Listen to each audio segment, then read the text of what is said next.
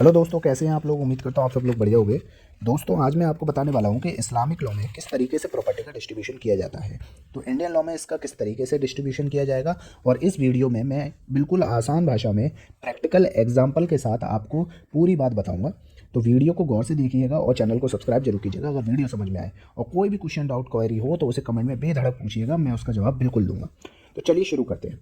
तो यहाँ पे आप देख सकते हैं दोस्तों, ये एक टेबल दी गई है, ठीक है। तो यहाँ पे स्पॉज होती है कि हस्बैंड वाइफ है, ठीक है, फादर है, मदर है, और जो बेटा है, बेटी है, ठीक है, और जो बहन है, भाई हैं। तो उनके हिस्से किस तरीके से हम डिवाइड करेंगे जो है हमारे रिलेटिव्स में, ठीक है। तो आप एक पहले ये टेबल देख लें कि जो हस्बैंड है, वाइफ के जो शेयर्स हैं वो किस तरीके से डिसाइड होते हैं, ठीक है, और बाकियों के भी किस तरीके से। तो इसके लिए हम अगले पेज पे चलते हैं। अगर कोई भी प्रॉपर्टी है तो उस प्रॉपर्टी का 1/3 हिस्सा ही आप जो है वो वसीयत कर सकते हैं किसी के भी हक में, ठीक है। किसी के भी हक में जो है वो वसीयत कर सकते हैं। कितना? सिर्फ 1/3 हिस्सा। तो 1/3 हिस्सा ही जो है वो वसीयत कर सकता है। अब वसीयत भी कब कर सकता है? जब तक जो बाकी वारिसान है वो उस पर राजी ना बने, ठीक है। जैसे ऑनर है और आप चाह रहे हैं कि किसी आदमी को मुझे ये 1/3 हिस्सा जो है मैं वसीयत करना चाहता हूँ। तो जो आपके वारिसान हैं अगर वो राजी नहीं देंगे तो आप ये 1/3 वसीयत नहीं कर सकते। अगर इनका राजीनामा इज़ द मैंडेटरी, ठीक है। तो राजीनामे के बगैर आप 1/3 हिस्सा नहीं कर सकते। सिर्फ अपनी प्रॉपर्टी का 1/3 हिस्सा ही इस शरीयत में प्रॉपर्टी का आप वसीयत कर सकते हैं।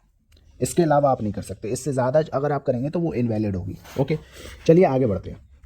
अब दोस्तों, जो मैंने आपको ऊपर टेबल दिखाई थी, ठीक है, तो आप उसको स्क्रीनशॉट ले लीजिएगा, ठीक है, और उसके हिसाब से और मैं अलग से और बता रहा हूँ, ठीक है। तो हस्बैंड का कितना हिस्सा रहता है? हस्बैंड का हिस्सा रहता है, अगर उनका कोई बच्चा नहीं है तो हाफ, यानी कि 1/2 हिस्सा होगा, ठीक है। अगर बच्चा नहीं है, अगर बच्चा है तो हस्बैंड का कितना होगा? 1/4 हिस्सा होगा, ठीक है।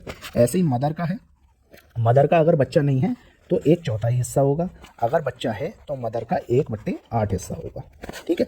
इसी तरीके से जो फादर है, ठीक है, तो फादर अगर बच्चा है, यानी कि हस्बैंड के जो फादर है, हस्बैंड के अगर फादर हैं और उनका बच्चा है तो 1/6 हिस्सा होगा। अगर उनके नहीं है तो, ठीक है, अगर उनका है, बच्चा है तो 1/6, अगर बच्चा नहीं है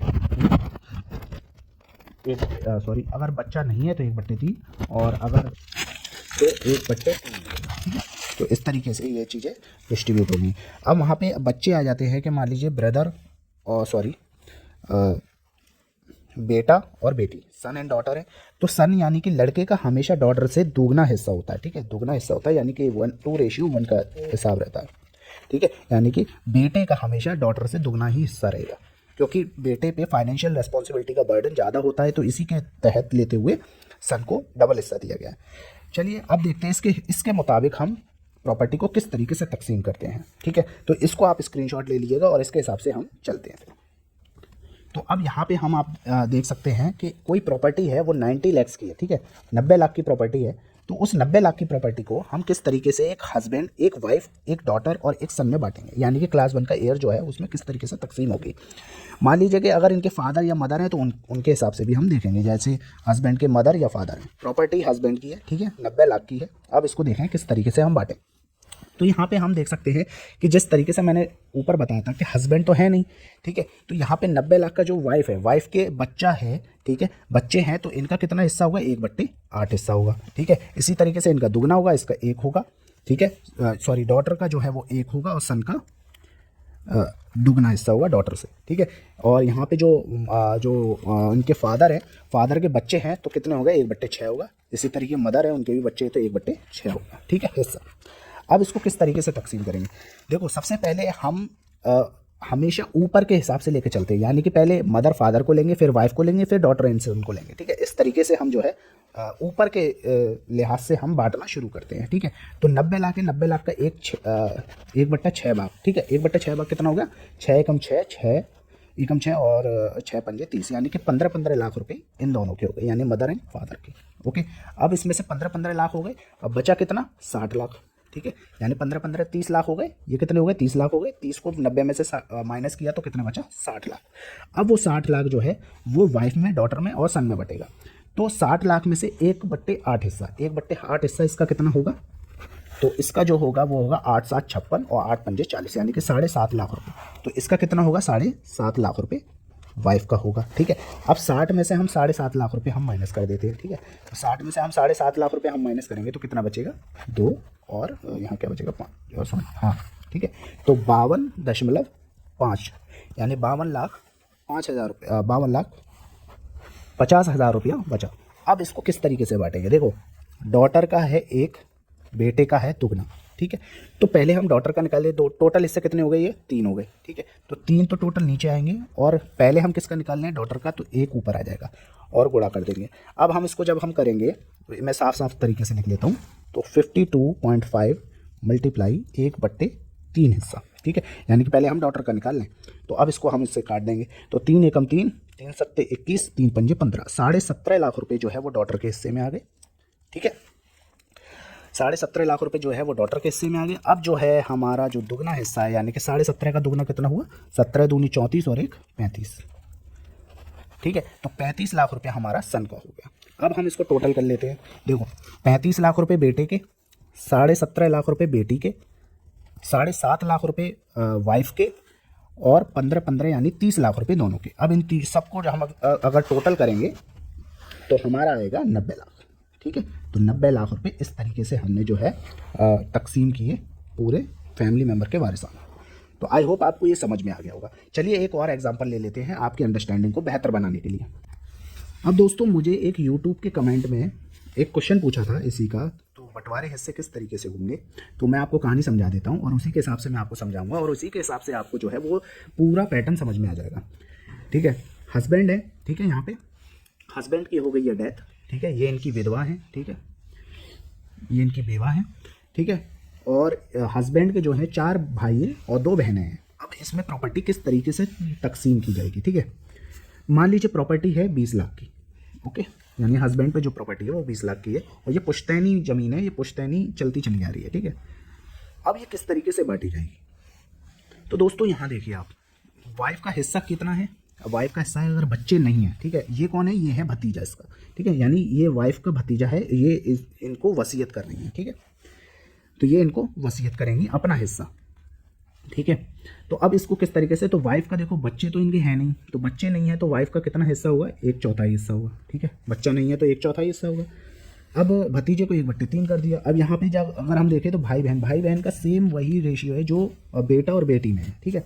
तो इनका 2 हिस्सा होगा, ठीक है, और इसका 1 हिस्सा होगा। तो 2 1 के हिसाब से बटेगा, लेकिन 4 है तो 4 के हिसाब से कितने हिस्से हो गए, 8, और 2 है तो 2 के हिसाब से कितने हो गए, 2, ठीक है। टोटल हिस्से हो गए दोस्तों 10, ठीक है। तो ये टोटल 10 हिस्से इनके में बटेंगे, 1/4 इनमें, 1/3 इसमें।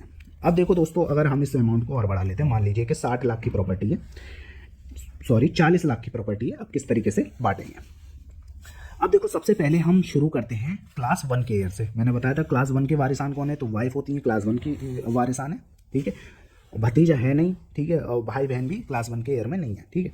तो सबसे पहले क्लास 1 के ईयर यानी कि वाइफ को कितना मिलेगा, तो 40 का 1/4 सबसे पहले हम इनका हिस्सा निकालेंगे, तो ये कितना हो जाता है 10 लाख, ठीक है। तो यानी कि वाइफ को कितना मिलेगा, 10 लाख रुपये मिलेगा, ठीक है। अब 40 में से अगर हम 10 लाख घटाएं, वाइफ का हिस्सा निकल गया, अब बचा कितना, 30 लाख। अब 30 लाख जो है हमारा बटेगा। 30 लाख कैसे बटेगा दोस्तों, अब यहाँ पे जैसे मैंने बताया कि टोटल 10 हिस्से हैं, 8 हिस्से भाई के हो गए, 2 हिस्से जो है बहन के हो गए। अब 30 लाख को हम एक भाई का हिस्सा निकालेंगे, तो एक भाई का हिस्सा कितना होगा, एक भाई का हिस्सा होगा 2/10, ठीक है। 10वें भाग का 2 हिस्सा होगा, यानी कि एक भाई का हिस्सा आएगा। तो ये कितनी बार, 3 बार, और ये कितना हो गया 6, ठीक है। यानी कि 6 लाख रुपये हर भाई का हिस्सा आएगा। अब ये मैं कैसे निकाल रहा हूँ, 30 गुणा 2/10 क्यों करा मैंने, ये इसीलिए किया, देखो 2 हिस्से तो भाई के हो गए और 1 हिस्सा हो गया बहन का।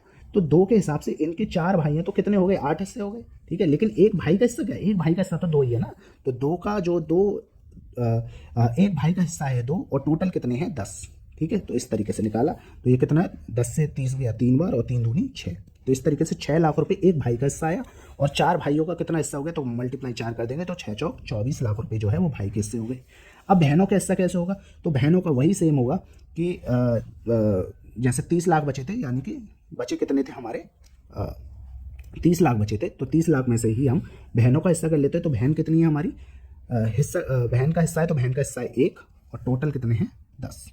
तो ये कितने गया, 3 बार गया, तो 3 एकम 3, और 3 एकम 3, और 2 हिस्से हैं, तो 2 बहनें हैं, तो 3 दूनी 6 लाख, ठीक है।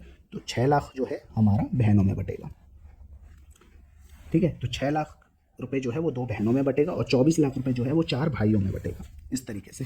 अब भतीजे की बात आती है कि 1/3 हिस्सा। तो जो वाइफ को जो हिस्सा मिला है 10 लाख, उसका जो है 1/3 जो वसीयत है वो कर सकती है। तो 10 का 1/3 कितना हुआ? 3 लाख, सॉरी हाँ 3.3 लाख हुआ, ठीक है।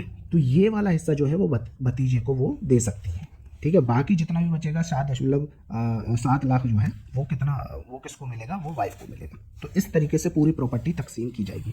अब यहाँ पे देखिए, अगर हम जोड़ लें तो कितना होता है। वाइफ को कितना मिला? 10 लाख, ठीक है। भाई को कितना मिला?